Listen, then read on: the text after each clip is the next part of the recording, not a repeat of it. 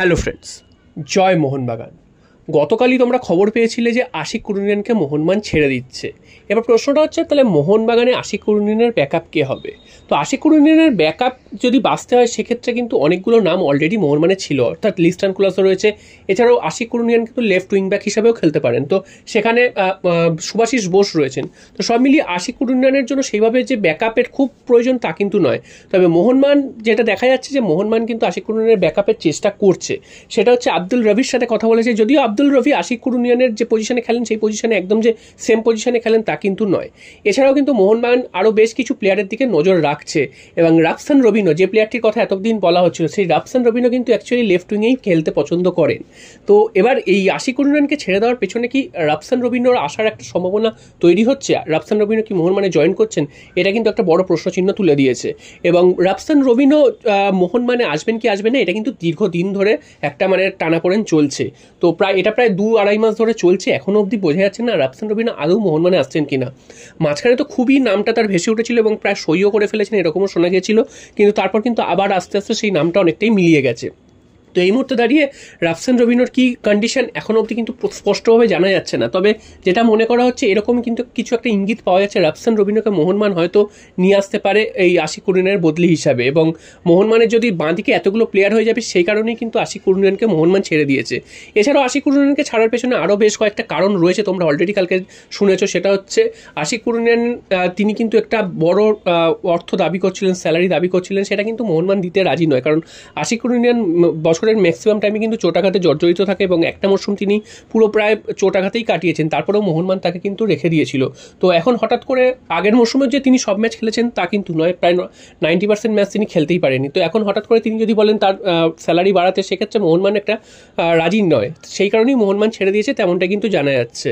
আর এছাড়াও মোহনবাগান কিন্তু আরও একজন প্লেয়ারের দিকে এবার নতুন করে নজর করছে, সেটা কিন্তু মোহনবাগানের ঘরের ছেলে কিয়ান নাসিরি। কিয়ান নাসিরি মোহনবাগানে কিন্তু দীর্ঘদিন খেলেছেন, গত মরশুমেই তিনি গেম টাইম পাচ্ছেন না বলে মোহনবাগান ছেড়ে চলে গিয়েছিলেন, এবং মোহনবাগান ছেড়ে চলে যাওয়ার পরও কিন্তু তিনি গেম টাইম পাননি কিয়ান নাসিরি। তো সেক্ষেত্রে যেটা মনে করা হচ্ছে, মোহনবাগান কিন্তু আবার কিয়ান নাসিরিকে মোহনবাগানে ফিরিয়ে আনতে চাইছে।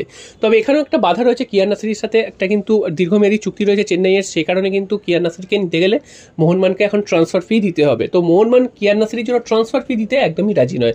মোহনবাগান চাইছে তাকে যেন ফ্রি ট্রান্সফারে নিয়ে আসা যায়। তবে কিয়ান নাসিরি কিন্তু এখনও চুক্তি রয়েছে চেন্নাইয়ের সাথে, এবং চেন্নাইতে যাওয়ার পরে যে তিনি সেইভাবে গেম টাইম পেয়েছেন তা কিন্তু একদমই নয়। তো তিনি যদি মোহনবাগানে ফিরে আসেন, তো তার পুরনো ক্লাব সেখানে কিন্তু সেটা কিন্তু কিয়ান নাসিরির জন্য ভালো হবে, এবং কিয়ান নাসিরও সেরকমই চাইছে। তবে পুরোটাই আটকে চেন্নাই এফসির ওপর, চেন্নাই এফসি কী করে।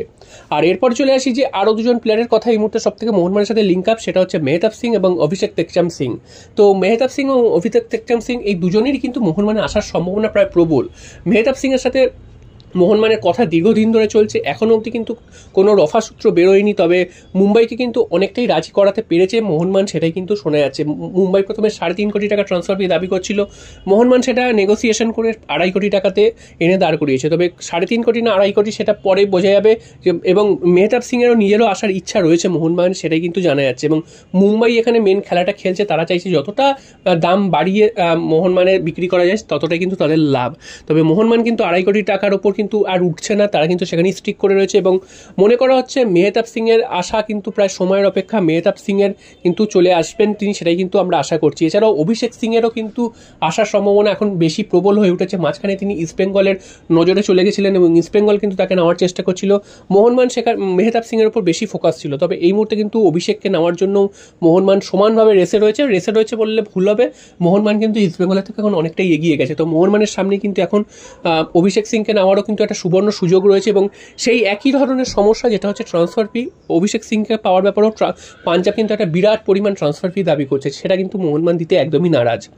তো মোহনবাগানকে আমরা এতদিন দেখেছি যে ক্লাব যত বেশি ট্রান্সফার ফি দাবি করুক না কেন, মোহনবাগান সেই ট্রান্সফার ফি দিয়ে প্লেয়ারদের নিয়ে চলে আসছে। তবে সম্প্রতি একটা সমালোচনার ঝড় উঠেছে চারিদিকে, যেটা হচ্ছে প্লেয়ারদের ওভার প্রাইস করে দেওয়া হচ্ছে, অর্থাৎ বেশি টাকা দিয়ে, প্রয়োজনের তুলনায় বেশি টাকা দিয়ে তাদেরকে কিন্তু কিনে আনা হচ্ছে, যার ফলে কিন্তু তাদের সেই খেলাতে সেই প্রভাবটা পড়ছে। তো সেই কারণে মোহনবাগান কিন্তু এবার অনেকটাই দেখা যাচ্ছে যে অনেকটা কাটছাট করেছে তাদের বাজেট, এবং অনেকটা কিন্তু বুঝে শুনে ভেবে চিন্তে কিন্তু এবার স্টেপগুলো নিচ্ছে।